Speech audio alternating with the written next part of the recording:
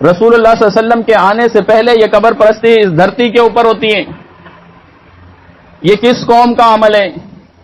نبی علیہ السلام کی بعثت سے پہلے یہ یہود اور نصارہ یہ قبر پرست تھے۔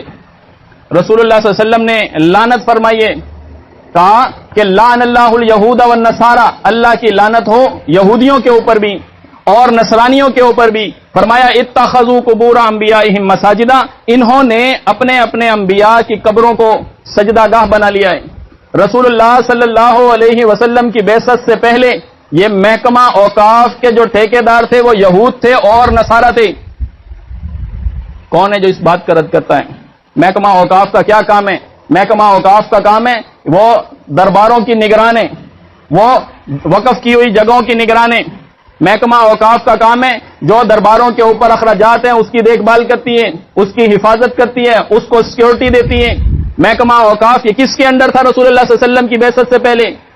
اور اللہ کے نبی علیہ السلام نے تو اس قوم کے اوپر جو اپنے اپنے انبیاء کی قبروں کو سجدہ گاہ بنا لیتی ہے ان کے اوپر لعنت فرمائی ہے۔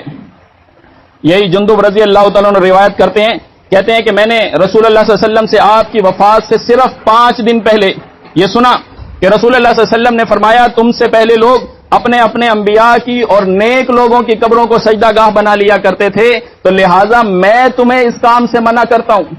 رسول اللہ صلی اللہ علیہ وسلم نے منع فرمایا تھا اور یہ دعا کی تھی کہ اے اللہ میری قبر کو بت نہ بنانا، اللہم لا تجعل قبری وثنا، کہ اے اللہ میری قبر کو بت نہ بنانا۔